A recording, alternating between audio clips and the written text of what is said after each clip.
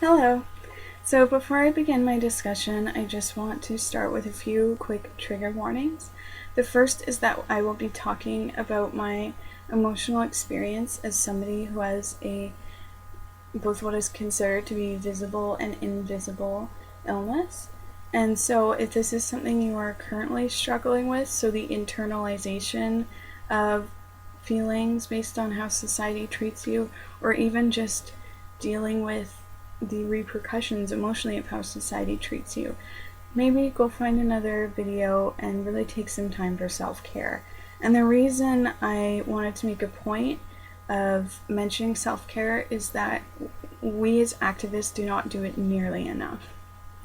The second trigger warning is that I will be talking about violence that both non-human and human persons face in and outside of the slaughterhouse. And by outside, I just mean in transport trucks. While I will not be discussing either of these things in any great detail, I will be talking about what non-human persons face once they're inside the slaughterhouse, and in more of a statistical list form, I will be talking about what human persons, specifically human disabled persons, face as workers in these institutions.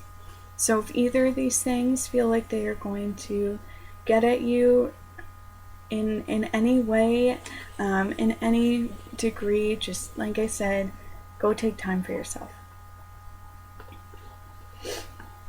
So I want to begin with what disability means to me. I was originally going to start with, the general definition of disability, and then go on to ableism and etc. But then somebody pointed out to me that we all know these definitions. We don't need to hear them again. And that's why I wanted to instead go in a different direction and explain what these terms mean to me so that one can better understand the road I am going down as I continue in my studies and continue in this presentation. So disability for me is an extremely complicated concept. And this is because I am thought of as having an invisible illness as well as a visible one. And the reason I put invisible in quotations there is because I do not feel that my illnesses or disabilities are invisible. If somebody really just took the time to educate themselves and learn a little bit more about both my illnesses and about ableism in general, they would realize that there really is no such thing. And I actually find it quite offensive to have my disabilities or my illnesses be called invisible. And so even if I'm not using quotations throughout the rest of this presentation, that's just something I want to have people keep in mind. But I also want to emphasize that that is just my personal preference. If somebody else defines themselves as having an invisible disability and they're okay with that, that experience is also equally as valid. So what I mean when I say that I am viewed as both is that literally one day I can be using a wheelchair and the next day I won't be. And this provides me with both a unique perspective and a unique and complicated emotional struggle.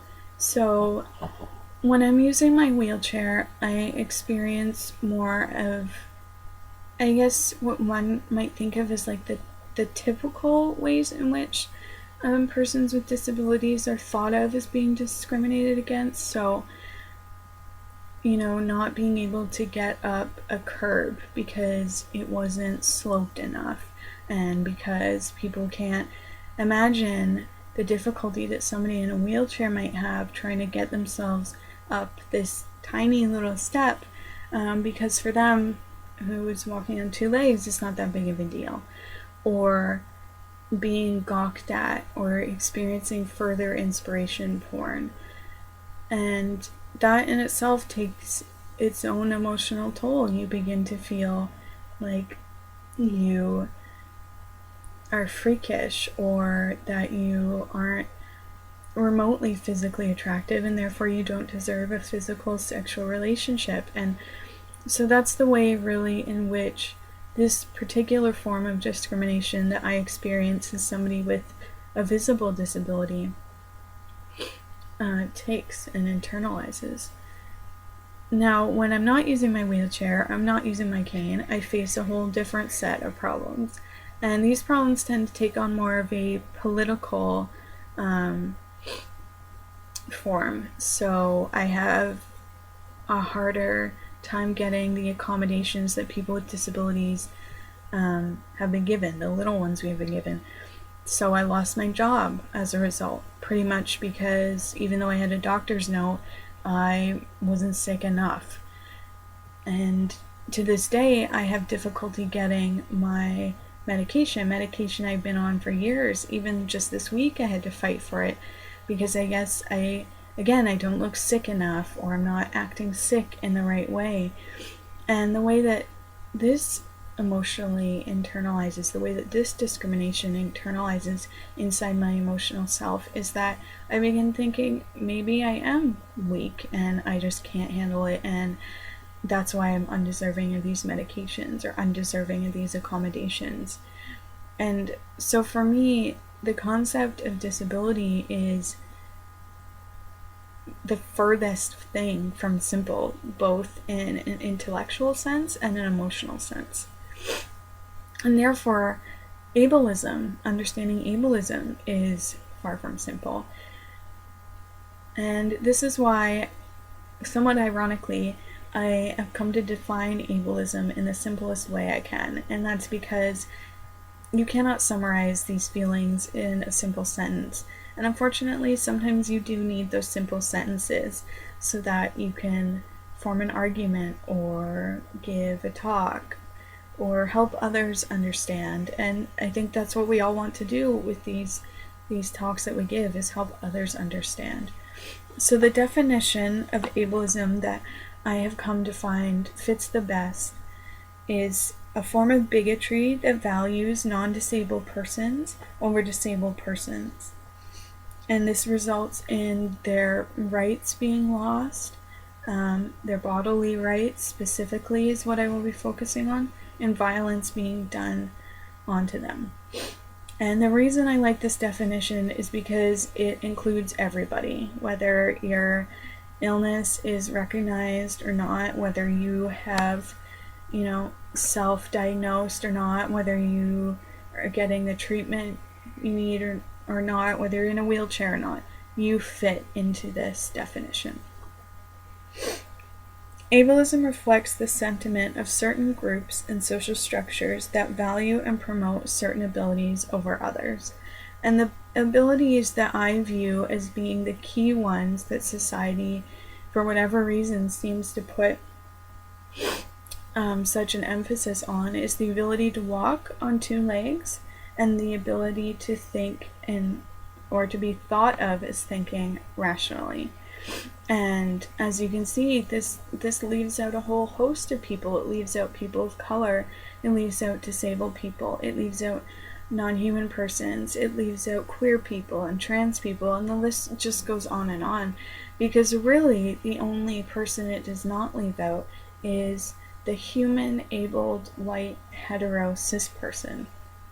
And if you are not that person, then you are less deserving of rights. Your body is less deserving of rights and respect, and therefore violence being done onto you becomes more acceptable. And to prove this point, I want to give a number of examples that both take place inside and outside of the slaughterhouse setting.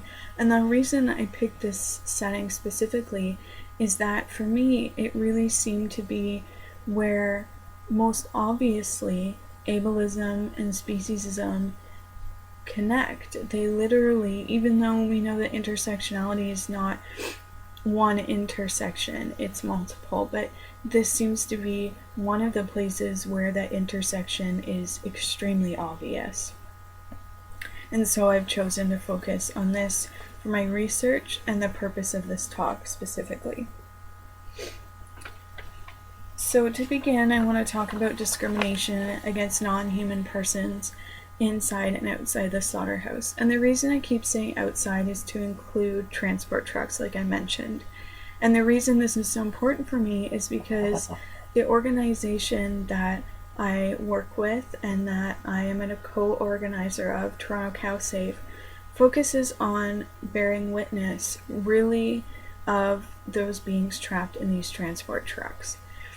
So the concept of bearing witness is one that Tolstoy came up with, and he said that when you see somebody who is suffering, instead of backing away from them, as is our nature as a society, draw yourself as close to them as you possibly can and offer them the help that they deserve if you can give it to them.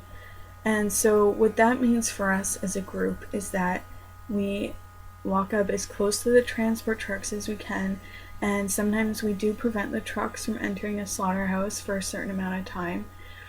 We document their conditions so that their stories may be told later. We give them food and water, and we tell them that they are loved and that their experience is worthy of being looked at, that we give them the respect of saying you matter.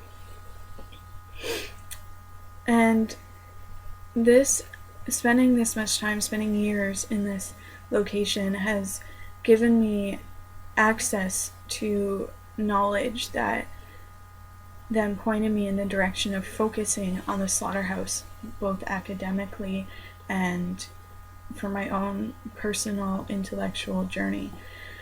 But to stay on the plight of non-human persons, we have come to know more about their experience in these two particular slaughterhouses, as well as their experience in the transport trucks. And what you really see, what's really emphasized, is just how much like objects they are treated. They are hung upside down by one foot, and their throats are slit while they are entirely conscious. And this is done in front of their family members and friends. So they have to watch their family members slowly bleed out, and there's nothing they can do about it. They have to watch their family members scream and kick, and again, there's nothing they can do about it. They are even regularly skinned and dismembered alive, and this is because the managers don't want to slow down the kill line. Even just to provide these animals with the smallest amount of humane treatment, it is not worth slowing down the kill line, because that means less money. And to me, that really just shows how little they are thought of as persons, because they do not meet the definition of a person, because they do not stand on two legs and are not thought of as thinking rationally. And so it is not worth it to consider their needs and their feelings. They are mere objects. And when these animals come in disabled, it's even worse. Now, I'm not sure that one can ever say that these animals come in completely healthy, but when you see a dairy mom or an egg-laying hen whose body has been so ravaged over the years that they cannot stand up, you see that there are some that come in sicker than others, and these ones tend to horribly face an even worse death, because they are picked up and thrown into the slaughterhouse when they cannot walk, or they are dragged into the slaughterhouse with chains. And often because of this, they are not stunned properly, and they go down the kill line completely conscious. And practically, for non-human persons, this is where ableism and speciesism intersects. But to now bring in to this discussion what human persons experience inside and outside the slaughterhouse, I want to first start with some specific statistics. So meatpacking has the highest rate of serious injury of any other job in North America. It is 33 times higher than the national average. This means that about 40,000 people are injured a day on the job. To give some examples of some particularly egregious incidents that were listed in incident reports of the last few years. And what I want you to think about when I'm listing these is what didn't make it into the reports, because we know that most of what goes on in slaughterhouses is hidden from us. 8 were injured and 1 was killed after an ammonia spill. An employee was decapitated by the chain of a hide puller machine. An employee was killed when their head was crushed in a hide flesher machine. An employee was killed by a stun gun. An employee was killed by a gut cooker machine.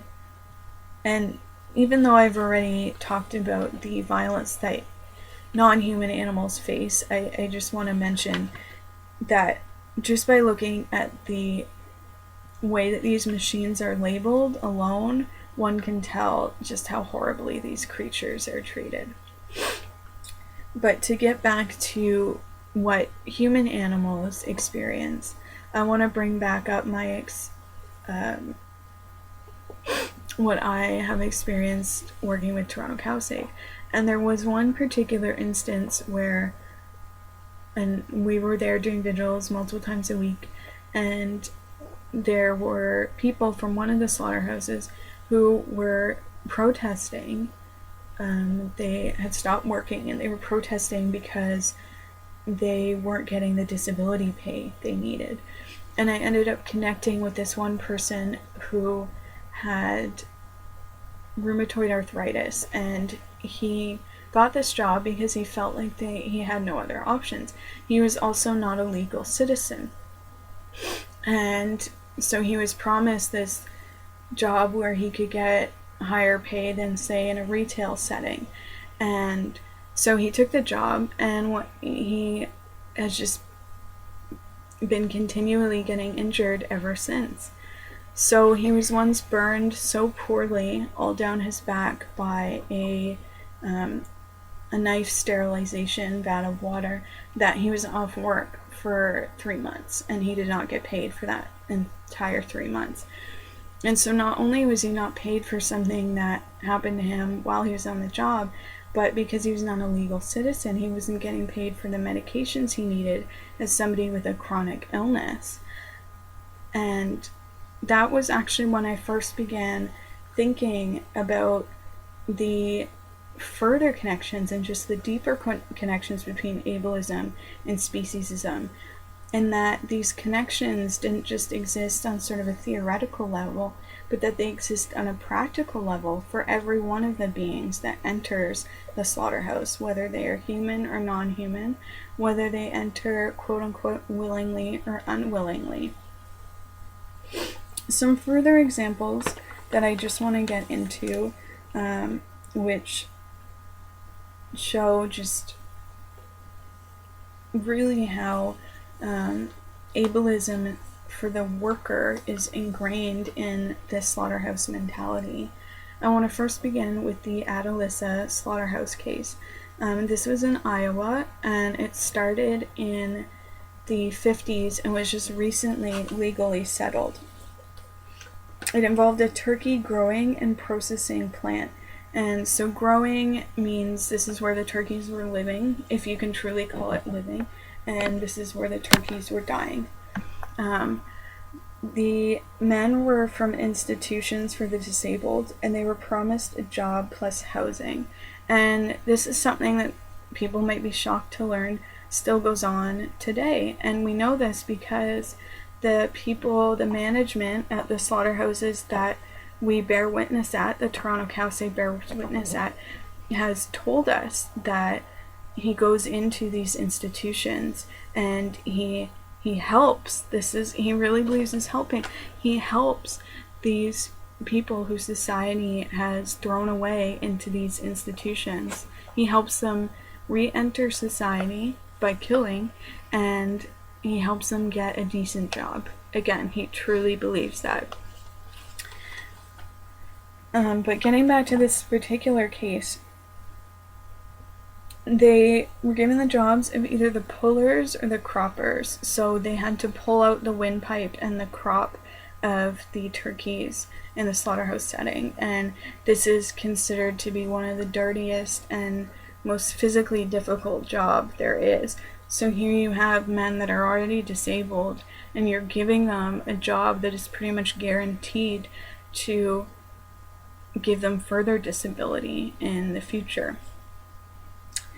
But I think one of the reasons it can be argued that slaughterhouse management go and they purposely look to hire people with disabilities is because either they think they will not complain because they cannot get anything else, or they think that if they do complain, that society won't listen to them. And sadly, both of those things are true. So these men ended up getting paid only $65 a month, no matter how many hours they worked, and medical expenses were taken out of their pay.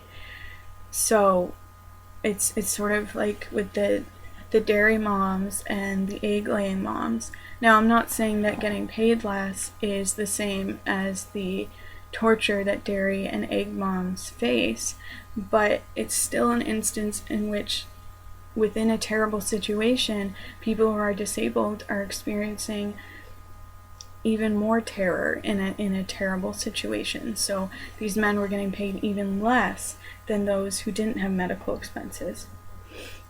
And the housing they were given, basically they were given housing to share with roaches and mice. They also had soiled mattresses, and they ended up malnourished. And the reason they ended up malnourished is because the food was so horrible as a result of contamination from the rats and the roaches that they had to hold their hands over their plates so that the mice and rats and roaches wouldn't fall into their food. They also needed dental attention at the time when this case began, and almost all of them suffered from arthritis, again, as a result of the job they were given, because it was known when they were given the job that it's one of the most physically grueling jobs that there are. Another case involves the Montfort Beef Company, which is owned by ConAgra, one of the biggest agricultural institutions in the States.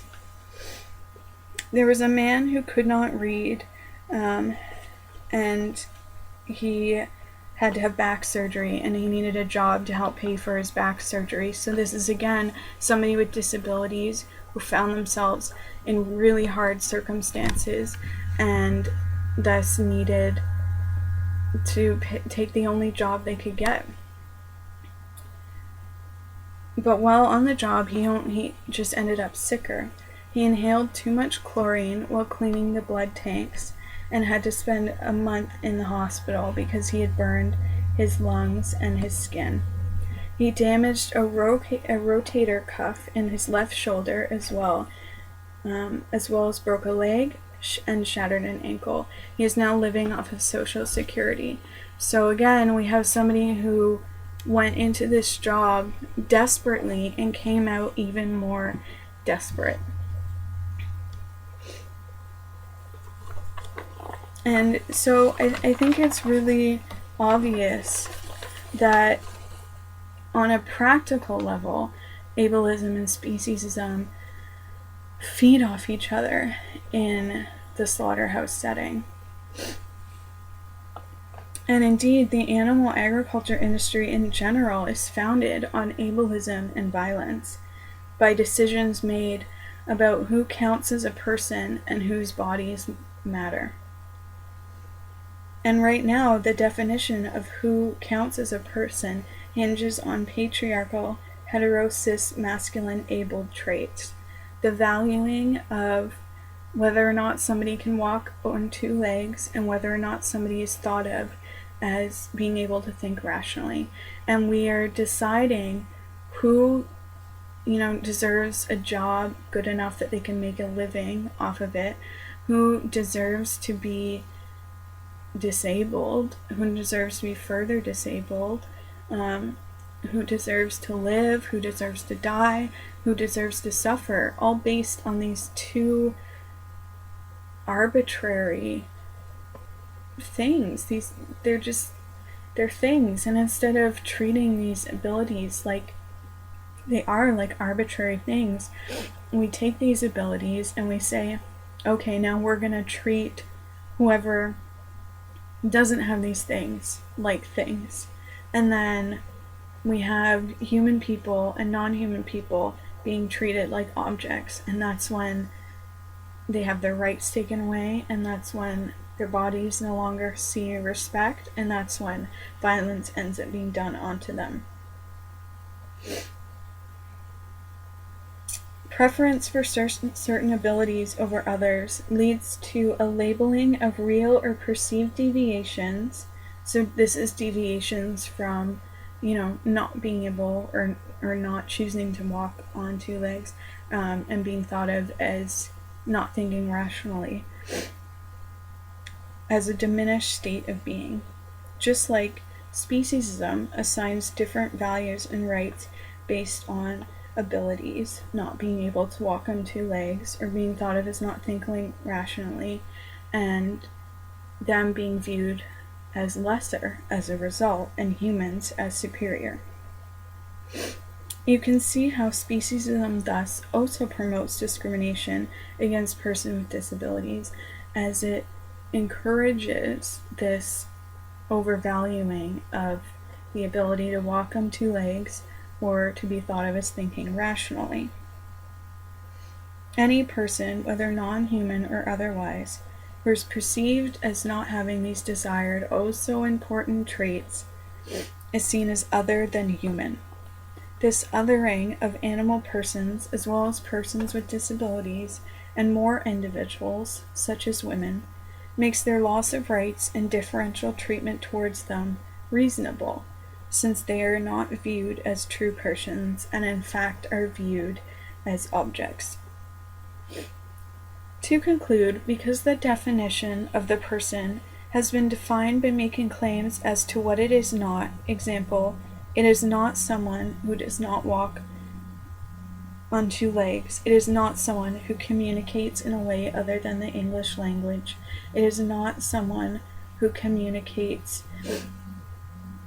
in a way that is other than rational, and it is not somebody who communicates emotionally. Persons with disabilities and non-human persons hold oppressed, subordinate positions in society, which results in them experiencing a loss of rights, and even in the violence which is perpetrated against them, as we have seen in the examples I have provided, as being viewed acceptable. Thank you.